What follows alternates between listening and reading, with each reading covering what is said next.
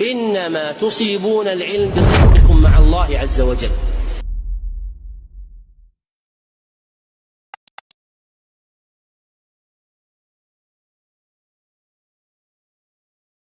السلام عليكم ورحمة الله وبركاته.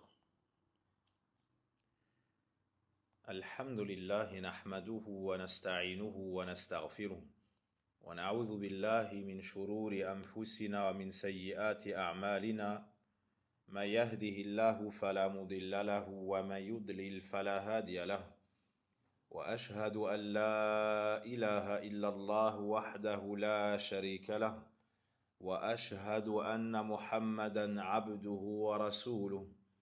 يا أيها الذين آمنوا اتقوا الله حق تقاته ولا تموتن إلا وأنتم مسلمون. يا أيها الناس اتقوا ربكم الذي خلقكم من نفس واحدة وخلق منها زوجها وبث منهما رجالا كثيرا ونساء، واتقوا الله الذي تساءلون به والأرحام إن الله كان عليكم رقيبا. يا أيها الذين آمنوا اتقوا الله وقولوا قولا سديدا يصلح لكم أعمالكم ويغفر لكم ذنوبكم، ومن يطع الله ورسوله فقد فاز فوزا عظيما.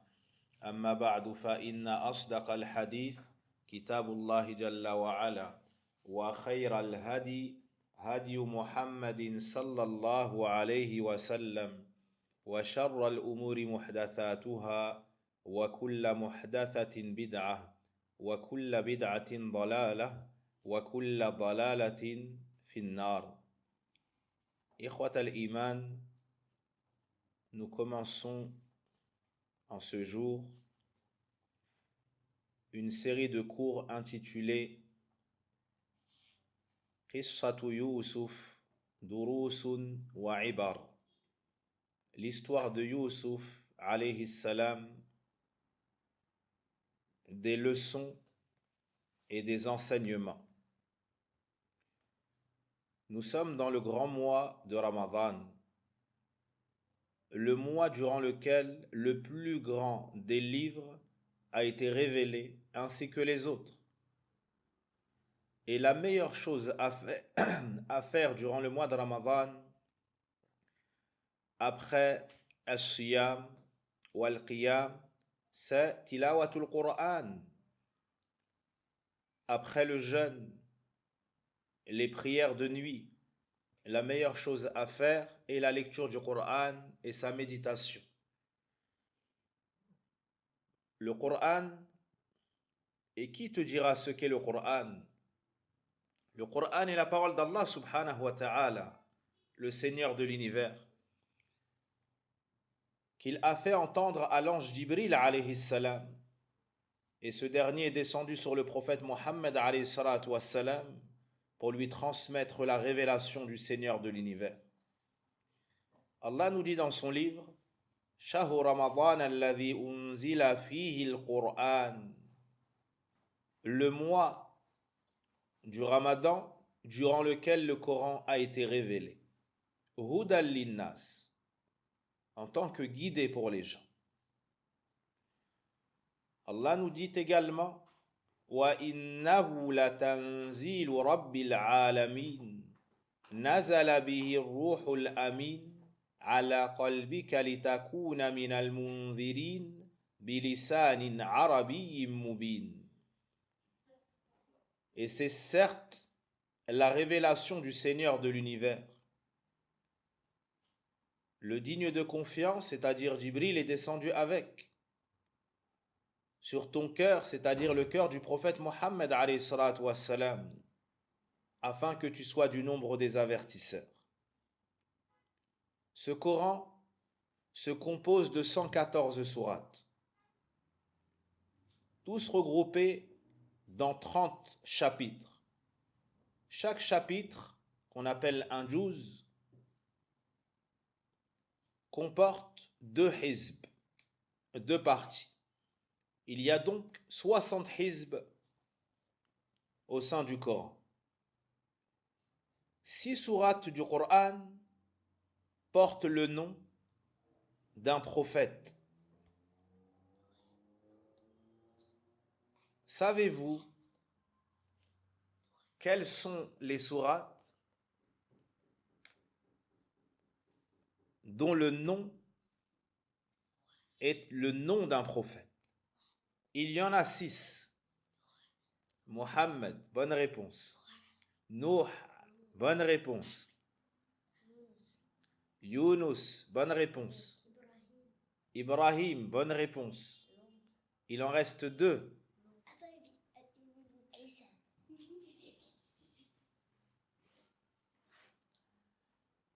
Youssouf, c'est l'intitulé de notre cours. Et il manque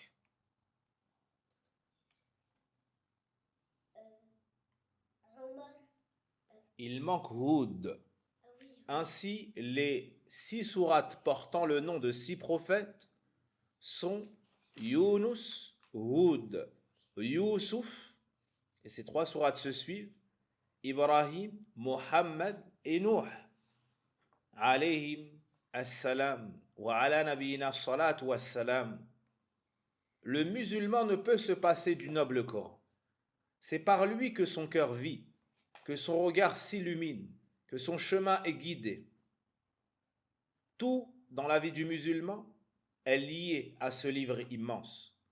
Il y puise sa croyance, il y apprend sa manière d'adorer son Seigneur, ce qui le satisfait et ce qui le courrouce.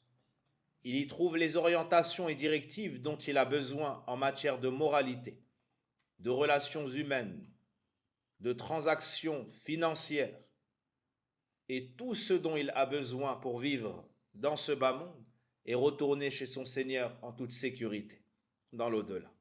C'est pourquoi Allah a décrit ce livre en ces termes. Inna hadha al-Qur'ana yahdi lillati hiya aqwam wa yubashshiru al-mu'minina alladhina ya'maluna as-salihat anna lahum ajran kabira. Certes, ce Coran guide vers ce qu'il y a de plus droit et annonce aux croyants qui accomplissent de bonnes œuvres qu'ils auront une immense récompense. Celui qui ne se laisse pas guider par le Coran nuira à sa vie, à son avenir, à son bas monde et à son au-delà. Il chemine dans les ténèbres de l'ignorance, de l'égarement et de la perdition. C'est pour cela qu'Allah dit وَمَنْ أَعْرَضَ عَنْ ذِكْرِي فَإِنَّ لَهُ مَعِيشَةً ضَنْكًا وَنَحْشُرُهُ يَوْمَ الْقِيَامَةِ أَعْمَى. Quiconque se détourne de mon rappel mènera certes une vie pleine de gêne, et nous le ressusciterons aveugle le jour de la résurrection. Ça c'est dans Surat Taha. Le verset précédent était dans Surat Al-Isra. La lecture et la récitation du Coran et sa méditation sont des actes d'adoration, au même titre que la prière, que la zakat, que le jeûne, le pèlerinage, et tout ce qu'Allah aime et agrée. Et sachez que le lecteur du Coran est récompensé pour chaque lettre récitée. Celui qui lit une lettre du Coran, nous dit le prophète alayhi salatu wassalam, obtient une récompense qui sera multipliée par 10. Pour chaque lettre du Coran, tu as au minimum 10 récompenses. C'est pourquoi le messager d'Allah sallallahu alayhi wa sallam nous a exhorté à le réciter et nous a indiqué l'immensité de sa récompense. La lecture fréquente du Coran engendre chez le musulman qui y prend plaisir une douceur particulière dans sa récitation, une sérénité de l'âme, un apaisement du cœur. Il y a dans cela une guérison pour tous ces maux, tous ces troubles, tous ces traumatismes, toutes ces passions, toutes ces ambiguïtés. الذين آمنوا وتطمئن قلوبهم بذكر الله ألا بذكر الله تطمئن القلوب. Ceux qui ont cru et dont les cœurs s'apaisent par le rappel d'Allah. N'est-ce pas par le rappel d'Allah que les cœurs s'apaisent? Dans Surat Ar-Ra'd. Ce Coran transcende les espèces. Lorsque les djinns l'entendent dire, ils disent Inna sami'na Qur'anan ajaba.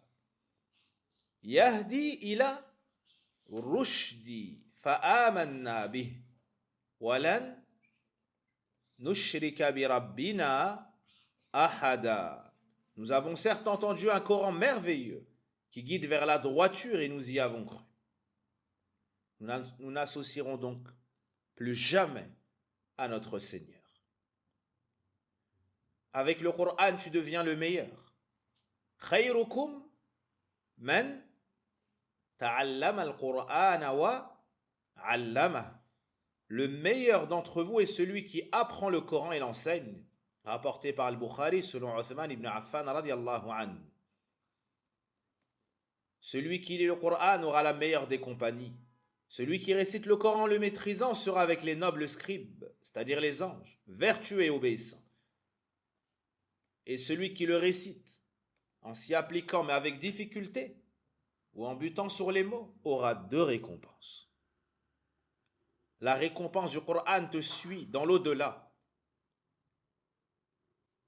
Il sera dit au lecteur du Coran, lis, élève-toi et récite comme tu récitais dans le bas monde, car ta demeure sera au dernier niveau, ou sera au niveau du dernier verset que tu réciteras, apporté par l'imam Ahmed rahimahullah. Le Coran est un intercesseur dont l'intercession sera acceptée, comme a dit le prophète alayhi salatu wassalam selon Abdullah ibn Mas'ud radiyallahu anhu. Aussi, mes très chers frères, chers auditeurs, sachez que parmi les éléments les plus majestueux du Coran figure al-qasas, les récits du Coran, qui constituent environ 1/4, voire 1/3 du Coran. Et nous allons énumérer ici 10 mérites, 10 bénéfices de lire et de méditer les récits majestueux du Coran. Premièrement, il nous permet d'éclaircir les fondements du prêche de tous les prophètes et de tous les messagers. Il nous éclaircit et nous enseigne, et nous éclaircit les fondements de la législation de tous les prophètes et de tous les messagers. Allah nous dit dans son livre وَلَقَدْ بَعَثْنَا فِي كُلِّ أُمَّةٍ رَسُولًا أَنِ اعْبُدُوا اللَّهَ وَاجْتَنِبُوا الطَّاغُوتَ.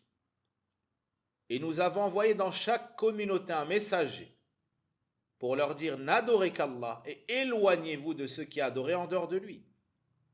Dans Souratul Nahl et dans Souratul Anbiya, وَمَا أَرْسَلْنَا مِنْ قَبْلِكَ مِنْ رَسُولٍ إِلَّا نُوحِي إِلَيْهِ أَنَّهُ لَا إِلَهَ إِلَّا أَنَا فَاعْبُدُونِ. Et nous n'avons envoyé avant toi aucun messager sans lui révéler qu'il n'y a pas de divinité digne d'adoration si ce n'est moi. Adorez-moi donc. Ainsi, à travers l'histoire des prophètes, on apprend que le message fondamental et principal pour lequel ils ont tous été envoyés à leur peuple est d'ordonner le délaissement de l'adoration et de la croyance du droit à l'adoration d'autre qu'Allah pour adopter la conviction ferme et inébranlable que le seul méritant l'adoration est Allah subhanahu wa ta'ala, le Seigneur de l'univers. Voici la première faïda, le premier bénéfice. Deuxièmement, à travers les récits du Coran, les récits prophétiques, il y a un affermissement. Ça permet d'affermir le cœur du messager d'Allah sallallahu alayhi wa sallam et par conséquent celui de la communauté tout entière. Car en méditant les récits des prophètes, ceux qui les ont suivis et ceux qui les ont contredits, on voit qu'Allah Azza wa Jal fait toujours triompher les croyants, la vérité, les suiveurs des messagers, et abandonne toujours et laisse à l'échec les gens du faux et leurs adeptes. Dans Surat Hud, Allah subhanahu wa ta'ala nous dit, après avoir raconté l'histoire de beaucoup de prophètes, وَكُلًّا نَقُصُّ عَلَيْكَ مِنْ أَنْبَاءِ الرُّسُلِ مَا نُثَبِّتُ بِهِ فُؤَادَكَ وَجَاءَكَ فِي هَذِهِ الْحَقُّ وَمَوْعِظَةٌ وَذِكْرَى لِلْمُؤْمِنِينَ.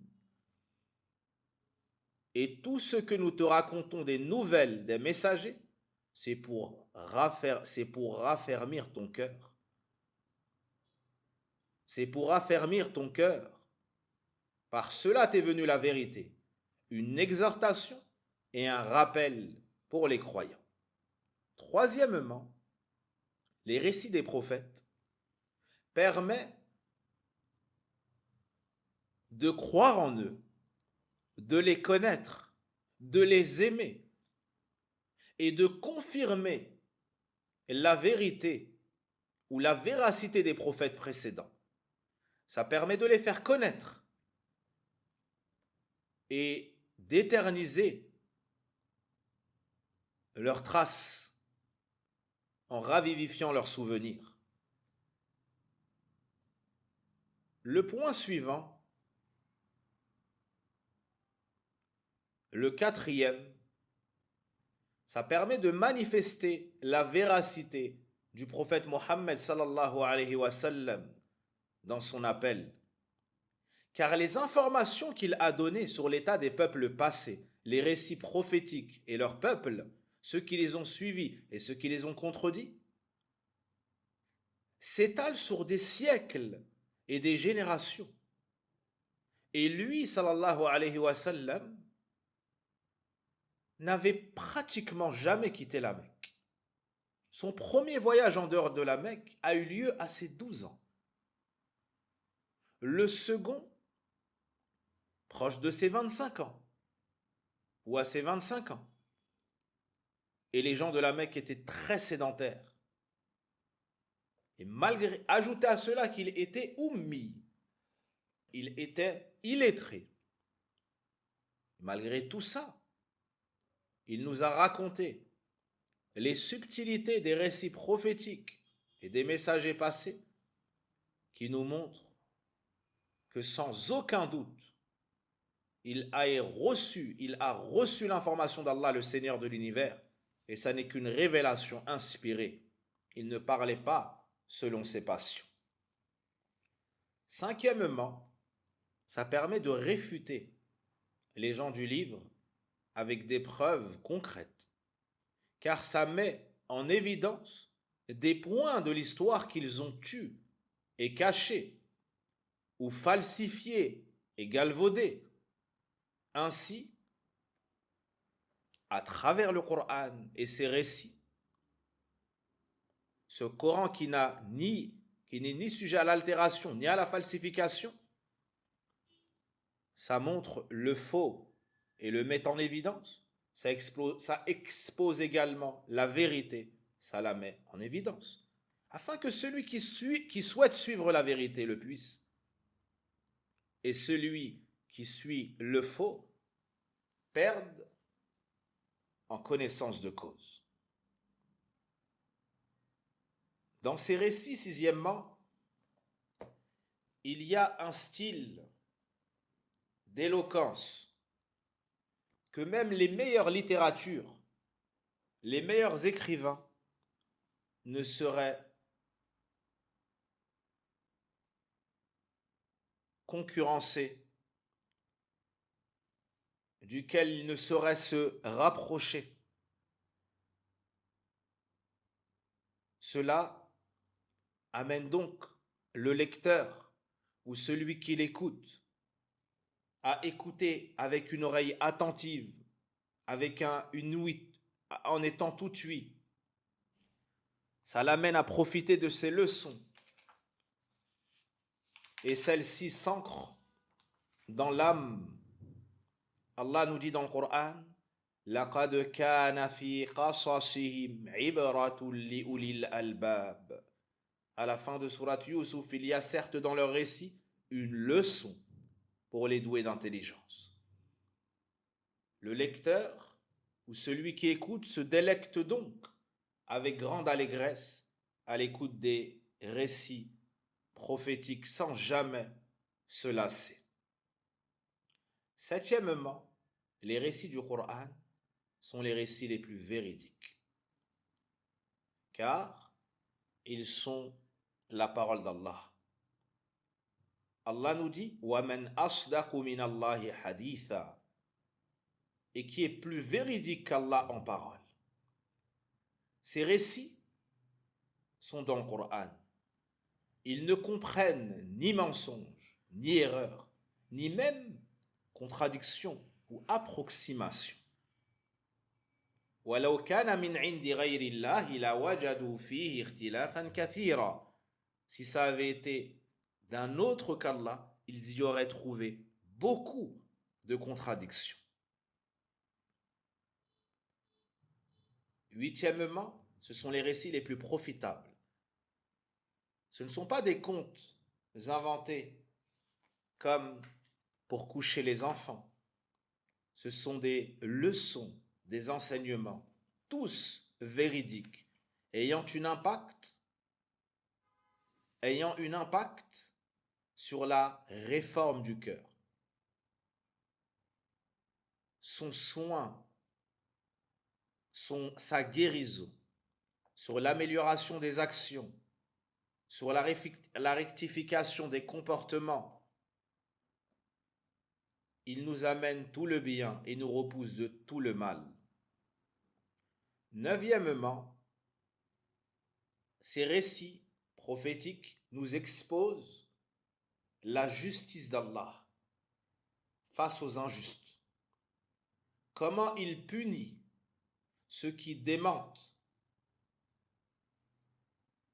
ses signes et ses messagers. Ainsi, à la fin de Surat Hud, après avoir raconté les histoires de beaucoup de prophètes, Allah nous dit وَمَا ظَلَمْنَاهُمْ, nous ne leur avons fait aucune injustice. وَلَكِنْ ظَلَمُوا أَنفُسَهُمْ, mais ils se sont fait de l'injustice à eux-mêmes. فَمَا أَغْنَتْ عَنْهُمْ آلِهَتُهُمُ الَّتِي يَدْعُونَ مِنْ دُونِ اللَّهِ مِنْ شَيْءٍ. Leur divinité qu'ils invoquaient en dehors d'Allah ne leur ont été d'aucun secours lorsque l'ordre de ton Seigneur est venu, et elles ne firent qu'accroître leur perdition. وَمَا ظَلَمْنَاهُمْ وَلَكِنْ ظَلَمُوا أَنفُسَهُمْ فَمَا أَغْنَتْ عَنْهُمْ آلِهَتُهُمُ الَّتِي يَدْعُونَ مِنْ دُونِ اللَّهِ مِنْ شَيْءٍ لَمَّا جَاءَ أَمْرُ رَبِّكَ وَمَا زَادُوهُمْ غَيْرَ تَتْبِيبٍ. Dixièmement, il y a une consolation pour le messager d'Allah sallallahu alayhi wa sallam face à toutes les répercussions ou face à toutes les persécutions qu'il a subies des détracteurs. وَإِنْ يُكَذِّبُوكَ فَقَدْ كَذَّبَ الَّذِينَ مِنْ قَبْلِهِمْ جَاءَتْهُمْ رُسُلُهُمْ بِالْبَيِّنَاتِ وَبِالزُّبُرِ وَبِالْكِتَابِ الْمُنِيرِ ثُمَّ أَخَذْتُ الَّذِينَ كَفَرُوا فَكَيْفَ كَانَ نَكِيرِ. S'ils te traitent de menteurs, ceux qui les ont précédés ont également traité de menteurs leurs messagers, alors que ceux-ci leur avaient apporté les preuves évidentes, les écrits et le livre lumineux. Puis j'ai saisi ceux qui ont mécru, et quelle fut ma réprobation. L'exemple de Nuh qui a prêché 950 ans, très peu l'ont suivi. Ils l'ont démenti, se sont même moqués de lui.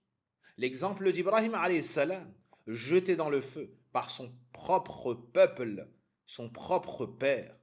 Youssouf alayhi salam, opprimé par ses propres frères éloigné de son père, passé du niveau de serviteur au niveau supérieur. 11e, l'affirmation et la preuve de la prophétie de Mohammed sallallahu alayhi wa sallam. Cela dans le fait qu'il a transmis des informations d'une extrême pertinence, finesse, précision, concernant les peuples du passé, de manière détaillée, alors qu'il n'avait quasiment jamais quitté la Mecque et qu'il était illettré. Cela constitue une preuve évidente que ces informations provenaient de la révélation d'Allah Azza wa Jal. تلك من أنباء الغيب نوحيها إليك وما كنت تعلمها أنت ولا قومك من قبل هذا فاصبر إن العاقبة للمتقين. Allah lui dit, selon la traduction des sens, voilà des récits de l'invisible que nous te révélons. Tu ne les connaissais pas, ni toi ni ton peuple avant cela. Sois donc endurant, car la fin heureuse appartient aux pieux. Dans Sourate Ibrahim, ألم يأتكم نبأ الذين من قبلكم قوم نوح وعاد وثمود والذين من بعدهم لا يعلمهم إلا الله. Ne vous est-il pas parvenu la nouvelle de ceux qui vous ont précédés, le peuple de Noé, de Had, de Thamoud, et ceux qui vinrent après eux? Nul ne les connaît réellement, si ce n'est Allah. Ainsi, la lecture du Coran, de ses récits, la méditation des histoires des prophètes et messagers regorge de bienfaits. C'est une source de bénédiction. Et ce sont les meilleurs des récits qu'il nous faut lire, méditer, desquels il nous faut nous imprégner, nous réformer. Ce qu'il faut compter à nos enfants, à nos proches. Barakallahu fikum. 10 bienfaits, 10 mérites, et on a ajouté un 11e. Troisièmement, et après avoir mentionné que nous étions dans le mois du Coran, avoir présenté le Coran, la parole d'Allah Azza wa Jal, et quelques mérites. Puis, deuxièmement, des mérites, des récits du Coran.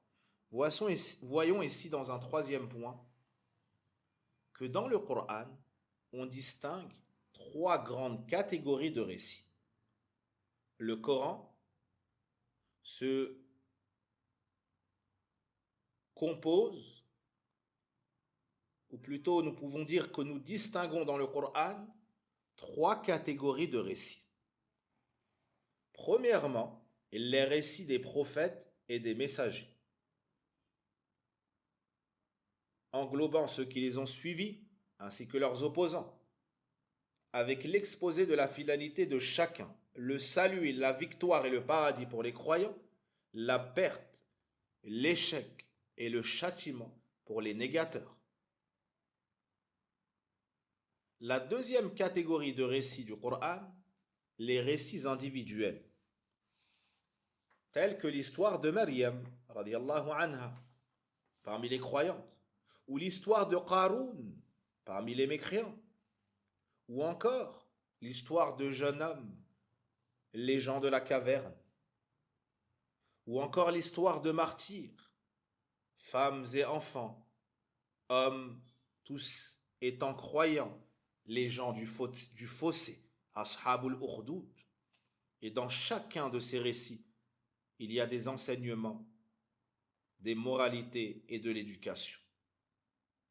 Enfin, le troisième type de récit, ce sont des récits liés à des événements précis survenus à l'époque du messager sallallahu alayhi wa sallam, relatifs à certaines personnes en particulier, comme des détails relatifs à la bataille de Badr, à la bataille de Uhud, ou à la bataille du fossé, qu'on appelle aussi les coalisés.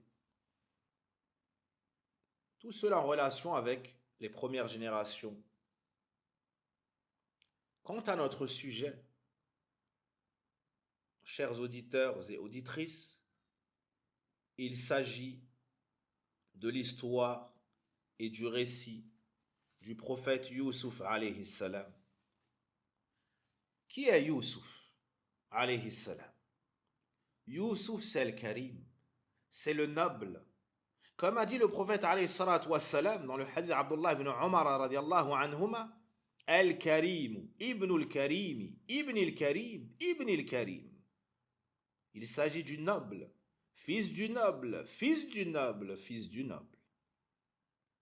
Youssouf, Ibn Ya'qouba, Ibn Ishaqa, Ibn Ibrahim, alayhim as-salam. Youssouf est le fils de Ya'qoub, lui-même fils de Ishaq, lui-même fils d'Ibrahim, alayhim as-salam. Ne voyez-vous pas cette généalogie d'or? Prophète, fils de prophète, fils de prophète, fils de prophète. Allahu Akbar. Ce hadith est rapporté par Al-Bukhari. Qui est Youssouf alayhi salam? L'enfant, le garçon d'une grande fratrie de 11 frères. Il est dit que les 9 premiers étaient des frères Ashiqa, de même père, Ya'qoub, et de même mère. Mais que les 2 derniers, à savoir Youssouf et le cadet de la famille Benyamin, eux n'avaient pas la même mère que leurs frères. Eux n'avaient pas la même mère que leurs frères. Qui est Youssouf alayhi salam? Celui à qui Allah tabaraka wa ta'ala a donné la moitié de la beauté. Tabarakallah. Celui à qui Allah subhanahu wa ta'ala a donné une beauté hors du commun. Une beauté hors du commun. Dans le hadith, U'tiya Youssouf shatr al-husn. La moitié de la beauté a été donnée à Youssouf. Qui est Youssouf alayhi salam? Celui que le prophète alayhi salatu wassalam a rencontré au 3e ciel lors de l'ascension, après l'allée du voyage nocturne. Le prophète alayhi salatu wassalam a été élevé dans les cieux jusqu'à dépasser le 7e ciel, et là Allah lui a parlé de vive voix et lui a ordonné la prière. Mais en montant au 1er ciel, il a rencontré son père, le prophète Adam alayhi salam, le père de l'humanité. Au 2e ciel, il a rencontré les 2 cousins, les 2 prophètes, Isa alayhi salam et Zachariah alayhi salam. Et au 3e ciel, il nous dit, puis j'ai été élevé au 3e ciel. Jibril a demandé la permission d'ouvrir. On lui a dit qui est-ce? Il a dit Jibril. Qui est avec toi? Il a dit Mohammed. Est-ce qu'il a été envoyé? Il a dit oui. Alors on leur a ouvert. Fa'idha ana bi Youssouf. C'est alors que je me suis retrouvé auprès de Youssouf. Idha huwa qad u'tiya shatr al-husn. Et je vis qu'on lui avait donné, je vis qu'on lui avait donné la moitié de la beauté. Farahhaba bi wa da'a li bi khayr. Il m'a souhaité bienvenue et a invoqué en ma faveur avec de bonnes paroles. Est-ce qu'il a été envoyé? Le sens n'est pas est-ce qu'il a été envoyé en tant que messager. C'est-à-dire, est-ce que Allah Azza wa Jal, est-ce qu'il a été envoyé? C'est-à-dire, comme nous on aurait dit, demandé par Allah, convoqué par Allah. Y a-t-il quelque chose qui fait qu'il remonte vers Allah? Dans ce sens-là. Qui est donc Youssouf alayhi salam? Ça n'est pas qu'un enfant beau. Ça n'est pas qu'un homme ayant une beauté hors du commun.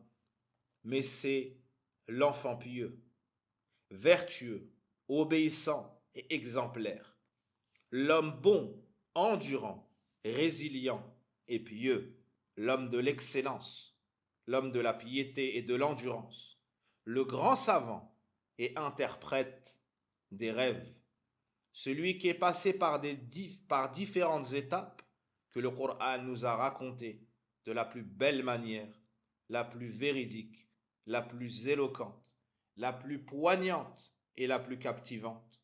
Et c'est ce que nous allons raconter, incha'Allah ta'ala, à partir de demain, à la même heure.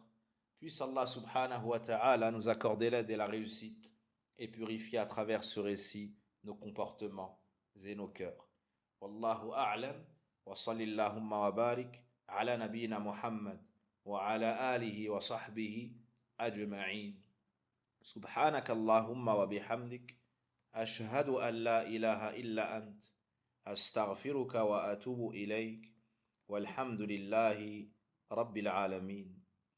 اللهم يا حي يا قيوم يا ذا الجلال والإكرام يا الله اللهم إنا نسألك الهدى والتقى والعفاف والغنى يا حي يا قيوم برحمتك نستغيث أصلح لنا شأننا كله ولا تكلنا إلى أنفسنا طرفة عين اللهم آت نفوسنا تقواها وزكيها أنت خير من زكاها أنت وليها ومولاها لا إله إلا أنت سبحانك إنا كنا من الظالمين اللهم ربنا آتنا في الدنيا حسنة وفي الآخرة حسنة وقنا عذاب النار اللهم اغفر لنا ذنوبنا وكفر عنا سيئاتنا وتوفنا مع الأبرار اللهم اغفر لنا وارحمنا وعافنا وارزقنا اللهم أعنا على ذكرك وشكرك وحسن عبادتك اللهم إنا نسألك المعافاة في الدنيا والآخرة اللهم أصلح لنا ديننا الذي هو عصمة أمرنا وأصلح لنا دنيانا التي فيها معاشنا وأصلح لنا آخرتنا التي فيها معادنا واجعل الحياة زيادة لنا في كل خير واجعل الموت راحة لنا من كل شر اللهم تقبل منا اللهم تقبل منا اللهم تقبل منا يا مقلب القلوب ثبت قلوبنا على دينك اللهم مصرف القلوب صرف قلوبنا على طاعتك اللهم اهدنا وسددنا والله أعلم وصل اللهم وبارك على نبينا محمد وعلى آله وصحبه أجمعين سبحانك اللهم وبحمدك أشهد أن لا إله إلا أنت أستغفرك وأتوب إليك والسلام عليكم ورحمة الله وبركاته. إنما تصيبون العلم بصدقكم مع الله عز وجل.